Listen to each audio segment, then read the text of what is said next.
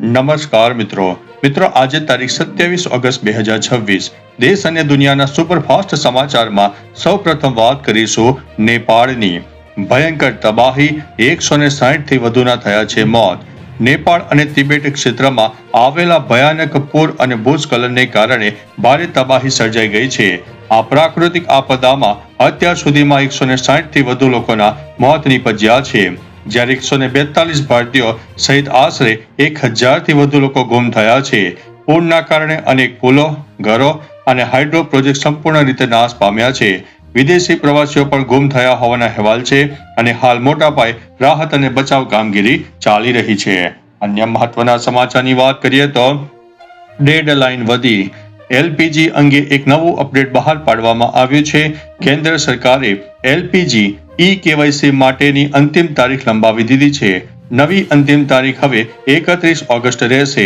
જો આ સમય મર્યાદા સુધીમાં કેવાયસી પ્રક્રિયા પૂર્ણ નહીં થાય તો તમને એલપીજી સિલિન્ડર બુક કરાવી શકશો નહીં તમે સબસિડીના લાભો પણ ગુમાવશો અને ચકાસણી પૂર્ણ ન થાય ત્યાં સુધી તમારે વધુ કિંમત ચૂકવવી પડશે તેથી તમારે આ કાર્ય તાત્કાલિક પૂર્ણ કરવું જોઈએ અન્ય મહત્વના સમાચારની વાત કરીએ તો ગુજરાત સરકારનો મોટો નિર્ણય ગુજરાતમાં ચોમાસું ખેંચાતા ઊભા પાકને બચાવવા રાજ્ય સરકારે સિંચાઈ માટેની વીજળી 8 કલાકથી વધારીને 10 કલાક કરવાનો નિર્ણય લીધો છે અમરેલી રાજકોટ જામનગર દ્વારકા પોરબંદર ગીર સોમનાથ જુનાગઢ અને કચ્છ સહિતના જિલ્લામાં આ વ્યવસ્થા શરૂ કરાઈ છે જરૂરિયાત મુજબ અન્ય જિલ્લામાં પણ 10 કલાક વીજળી અપાશે આ ઉપરાંત કડાના ડેમમાંથી સિંચાઈનું પાણી છોડાશે અને 301 અસરગ્રસ્ત ગામોમાં 90,000 કિલો ઘાસચારો પણ પહોંચાડાયો છે અન્ય મહત્વના સમાચારની વાત કરીએ તો આણંદમાં નકલી રેલવે નોકરીનું કૌભાંડ ઝડપાયું છે આણંદ સાયબર ક્રાઇમે રેલવેમાં નોકરી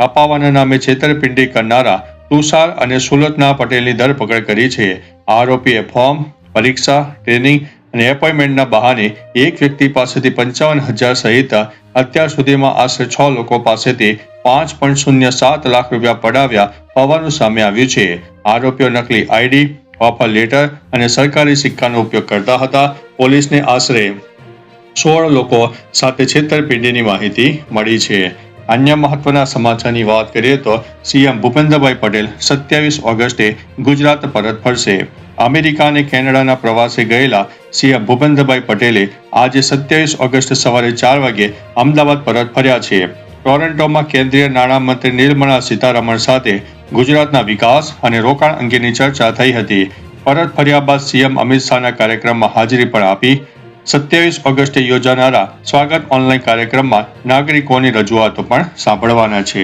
અન્ય મહત્વના સમાચારની વાત કરીએ તો હાહાકાર 10 થી વધુ બેંકો 11 હાઇડ્રો પાવર પ્લાન્ટ અને 19 પુલ ધ્વસ્ત થયા હોવાના અહેવાલ છે નેપાળમાં આવેલા વિનાશક પૂરના કારણે માળખાગત સુવિધાઓને મોટું નુકસાન થયું છે 19 પુલ અને આશરે 40 કિલોમીટર રસ્તાઓને નુકસાન થતા અનેક વિસ્તારોમાં પરિવહન ખોરવાયું છે રાસુવા અને માલખુ વચ્ચેના સસ્પેન્શન્સ અને મોટરેબલ પુલો પણ પૂરમાં વહી ગયા છે આ ઉપરાંત 11 હાઇડ્રો પાવર પ્લાન્ટને નુકસાન થતા 431 મેગાવોટ વીજ ઉત્પાદન ક્ષમતા ઉપર અસર થઈ છે અન્ય મહત્વના સમાચારની વાત કરીએ તો ખાંડની ખરીદીને લઈને મોટો નિર્ણય તહેવારોની સિઝન શરૂ થતા ખાંડની માંગ વધતા DMart big basket Blinkit Swiggy અને ઇન્સ્ટામાર્ટ જેવા પ્લેટફોર્મ ખરીદી પર આંતરિક મર્યાદા લાગુ કરી છે હવે ગ્રાહકો એક વખતમાં સામાન્ય રીતે 3 થી 5 કિલો સુધીની ખાંડ ખરીદી શકશે કેટલીક એપ્સે મર્યાદા 3 કિલો કરી છે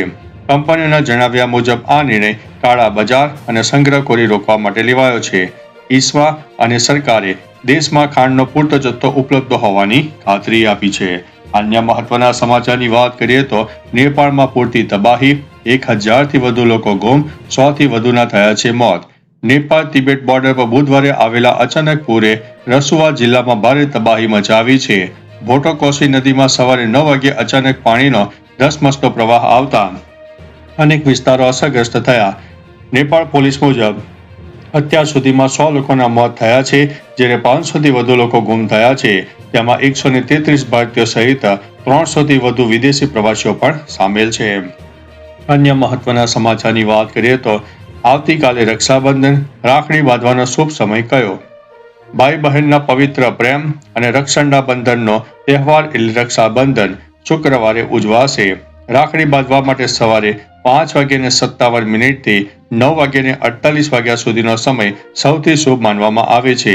આ સમયગાળો કુલ 3 કલાક અને 51 મિનિટનો રહેશે. ત્યારબાદ અમૃતકાળ સવારે 9:48 થી 10:53 અને અભિજીત મુહૂર્ત સવારે 11:56 થી 12:48 સુધી રહેશે. પૂર્ણિમા તિથિ સવારે 9:48 સુધી હોવાથી સવારનો સમય વિશેષ શુભ ગણવામાં આવી રહ્યો છે. અન્ય મહત્વના સમાચારની વાત કરીએ તો રક્ષાબંધને બોટાદની બહેનો માટે સિટી બસમાં મફત મુસાફરીની ભેટ. બોટાદ નગરપાલિકાએ રક્ષાબંધન નિમિત્તે શહેરની બહેનો માટે ખાસ જાહેરાત કરી છે. 28 ઓગસ્ટ 2026ના રોજ રઘુવીર સિટી બસ સર્વિસની તમામ બહેનો માટે મફત મુસાફરીનો લાભ મળશે. આ દિવસે મહિલાઓ પાસેથી કોઈ પણ બસ ભાડું લેવામાં આવશે નહીં. ભાઈઓને રાખડી બાંધવા જતી બહેનોની મુસાફરી સરળ બને તે હેતુથી આ નિર્ણય લેવામાં આવ્યો છે. અન્ય મહત્વના સમાચારની વાત કરીએ તો હેડલાઇન્સ ઉપર પણ નજર નાખીએ. પીએમ મોદી આજે ખેલો ઇન્ડિયા ડાયલોગને સંબોધિત કરશે. સંરક્ષણ પ્રધાન રાજનાથસિંહ જબલપુરની મુલાકાત લેશે. નેપાળમાં પૂર પછી 5.2ની તીવ્રતાનો ભૂકંપ આવ્યો. નેપાળમાં પૂરથી મૃત્યુ આંક 157થી ઉપર પહોંચ્યો. દક્ષિણ આફ્રિકાના ડીન એલ્ગરે વ્યવસાયિક ક્રિકેટમાંથી નિવૃત્તિ જાહેર કરી છે. અન્ય મહત્વના સમાચારની વાત કરીએ તો મોદી સરકારનો મોટો નિર્ણય. દેશમાં ખાંડના વધતા ભાવ અને અછત પર કાબુ મેળવવા માટે મોદી સરકાર એક્શન મોડમાં આવી છે. નિર્ણય મુજબ ભારતીય રિફાઇનર્સ વિદેશ મોકલવા માટે રખાયેલી 3,50,000 ટન ખાંડને સ્થાનિક માર્કેટમાં ડાયવર્ટ કરશે.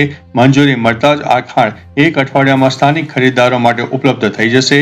આ પગલાંથી ગયા સપ્તાહે રેકોર્ડ ઊંચાઈએ પહોંચેલા ભાવને નિયંત્રિત કરવામાં મદદ પડશે. અન્ય મહત્વના સમાચારની વાત કરીએ તો હાર્વર્ડમાં એઆઈ પ્રોફેસર શીખવી રહ્યા છે બિઝનેસ. હાર્વર્ડ બિઝનેસ સ્કૂલે વિદ્યાર્થીઓ અને ઉદ્યોગ સાહસિકો માટે પ્રોફેસરોના એઆઈ આધારિત ડિજિટલ ક્લોન તૈયાર કર્યા છે. SBS ફાઉન્ડ્રી બુટ કેમ્પ હેઠળ 900 MBA વિદ્યાર્થીઓ અને અન્ય લોકો 24 કલાક ઉપલબ્ધ આ એઆઈ અવતારો સાથે વિડીયો કોલ પર પિચિંગ, સેલ્સ અને બોર્ડ મીટિંગ્સની પ્રેક્ટિસ કરી શકે છે. આ ટેકનોલોજીથી રોકાણકારોને મળતા પહેલા વાસ્તવિક બિઝનેસ પ્રેક્ટિસ કરવામાં મદદ મળી રહી છે. અન્ય મહત્વના સમાચારની વાત કરીએ તો અમદાવાદમાં પાયલટે કારને ઉડાવી. અમદાવાદના લો ગાર્ડન પાસે 24 વર્ષીય પાયલટ અરકાન તિરમિજીએ 100થી વધુની સ્પીડે પોર્શે કાર દોડાવતા ભારે ભય ફેલાયો હતો. આંખના પલકારામાં જ કાર પસાર થઈ જતા અનેક લોકોના જીવ જોખમમાં મુકાયા હતા. 110 અને 300ની સ્પીડ કાર ચલાવતા વાયરલ વિડીયો થયા બાદ નવરંગ પોલીસે ફરિયાદ નોંધીને કાર જપ્ત કરી છે તથા પાયલટની ધરપકડ કરીને આગળની કાર્યવાહી પણ હાથ ધરી છે. તો ચાલો મિત્રો, ફરીથી દેશ અને દુનિયાના સુપરફાસ્ટ સમાચાર લઈને મળતા રહીશું. ત્યાં સુધી અમને રજા આપશો. નમસ્તે.